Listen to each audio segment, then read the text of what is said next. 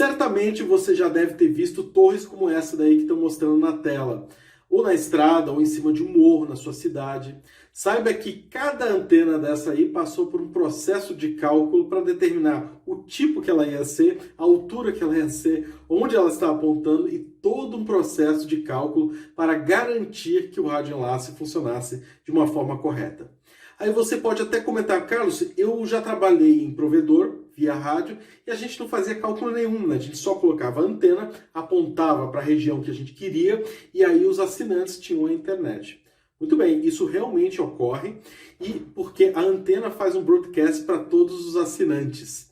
Mas se você tem o conhecimento do que é um diagrama de radiação, o o rádio funciona, você vai poder tirar muito mais proveito da sua rede de provedor que você fez dessa forma. Claro, tem gente que faz isso e funciona muito bem, mas se você tiver esse conhecimento, com certeza você vai garantir o melhor serviço. Então vamos lá que eu queria falar com vocês alguns conceitos nesses 10 minutinhos que nós temos nessa aula. Um conceito muito importante para a radiopropagação é esse daqui.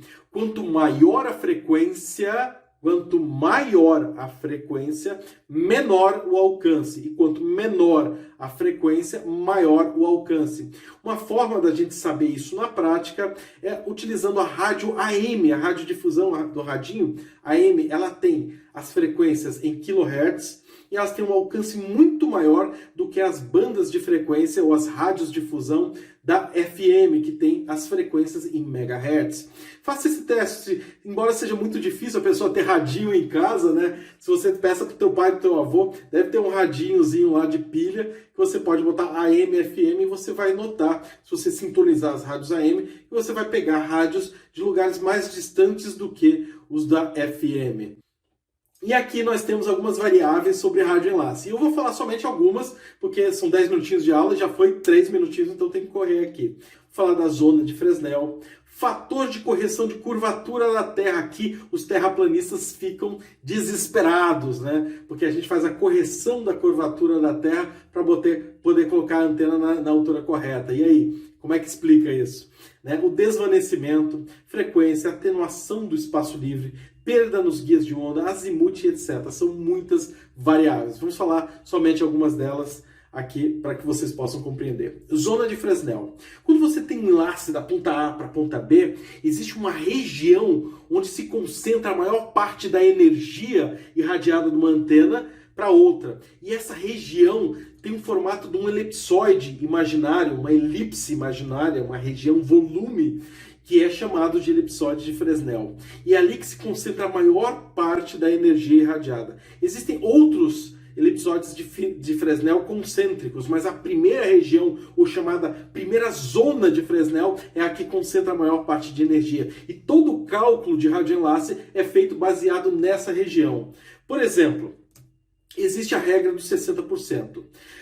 O elipsoide de Fresnel, é esse aí que vocês estão vendo na figura, ele tem ali 0,6 do R1. O raio de Fresnel, que é justamente a distância do centro desse elipsoide até ao limite da zona de Fresnel, ele tem que estar 60% dele desobstruído, ou seja, não pode ter obstrução nenhuma. Então, embora você tenha a ponta A com a ponta B em visada direta, você tem que respeitar a regra dos 60% da zona de Fresnel. Se aquela árvore que está ali, por exemplo, ela fosse um pouquinho mais alta, ela ia invadir a primeira zona de Fresnel acima dos seus 60% permitidos. Na verdade, ela já está na primeira zona de Fresnel, mas ela ia invadir os 60% permitido. Então, isso ia causar desvanecimento e ia ser ruim para o seu cálculo de enlace. Então, a zona de Fresnel é importantíssimo para que a gente possa compreender como calcular um radioenlace corretamente.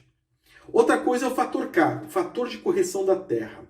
Se você tem um enlace muito distante, 20, 30 quilômetros, na verdade, as ondas eletromagnéticas elas vão fazer uma trajetória curvilínea. Por quê? Porque a atmosfera da Terra ela tem um formato curvilíneo, por causa também da refração. Então é feita uma correção do raio da Terra e também baseado nessa refração. Então toda essa correção é chamada de fator K. Então nós corrigimos a curvatura da Terra, esse cálculo é feito baseado aí no raio da Terra. Então é feita a diferença da curvatura e a gente coloca aí como se o raio das antenas fosse reto e a Terra fosse plana. Então é feito dessa forma. Então essa correção faz com que a gente consiga colocar as antenas na altura correta. Se você não faz essa correção, as antenas terão alturas diferentes e isso não vai deixar o meu enlace bem alinhado. Então é necessário fazer a correção da curvatura da Terra. Agora eu te pergunto, se a Terra realmente fosse plana, como é que os enlaces no mundo inteiro que fizeram a correção da curvatura da Terra estão funcionando corretamente? Aí para pensar o pessoal que é terraplanista. Azimuth. Imagina o seguinte, você tem que instalar um enlace de rádio na sua cidade, você foi escalado. Vou instalar a antena.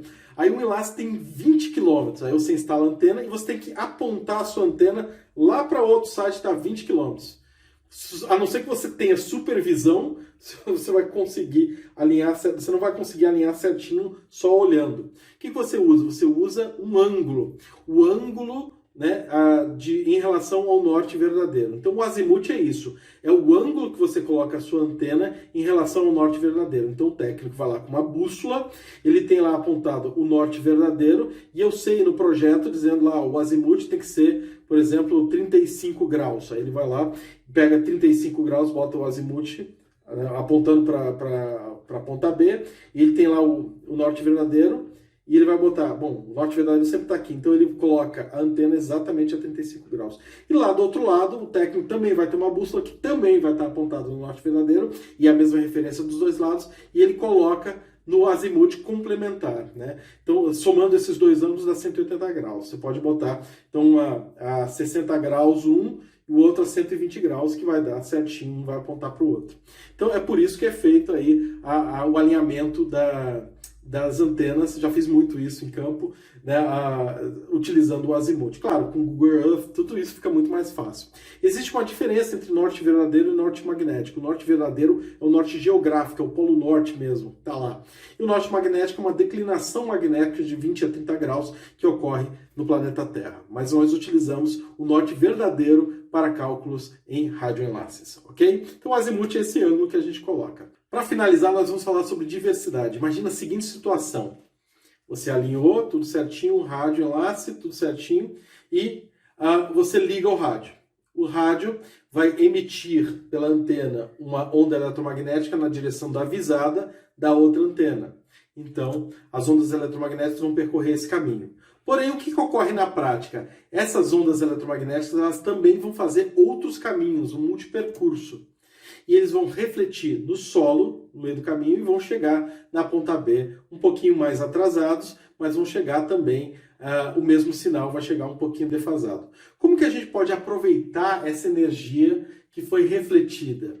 Uma das formas é colocar uma antena logo abaixo da recepção, dessa forma aqui, ó.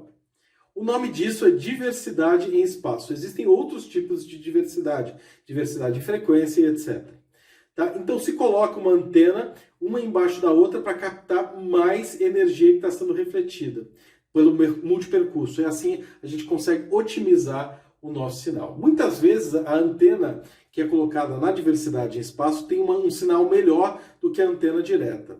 Então qual sinal a gente usa? Ou da antena direta ou da diversidade. Às vezes é colocado uma antena em cima e uma embaixo e pega-se o melhor sinal dos dois. Ou às vezes também você pode escolher o melhor, combinar os dois sinais e pegar o melhor dos mundos dos dois e aí termos um sinal melhor. Então existem formas de configurar isso para otimizar o seu sinal. Então diversidade de espaço é isso. Uma aplicação prática que vocês podem ver é nessa torre aqui da Telepar que nós temos, é chamada Torre da Telepar.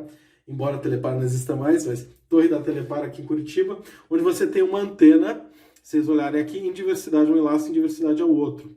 Tem essa antena aqui e tem essa outra aqui, ó. Essas antenas estão em diversidade. Então a próxima vez que vocês encontrarem uma torre dessa, encontrar uma antena muito parecida, uma embaixo da outra, pode ter certeza que é diversidade em espaço. Ok? Bom, pessoal, é isso que eu queria falar para você. Um rádio enlace envolve muitas outras coisas, mas eu gostaria de passar essas informações básicas para que vocês tenham ideia da complexidade que é colocar um rádio enlace desse no ar. Tá? Então aqui eu gostaria de falar para vocês acompanhar a Telecom Academy no YouTube, LinkedIn, tem aí o meu WhatsApp Business, e-mail e o site www.telecomacademy.com.br. Tem um e-book lá bem legal. Se inscreva lá e puxe o seu e-book.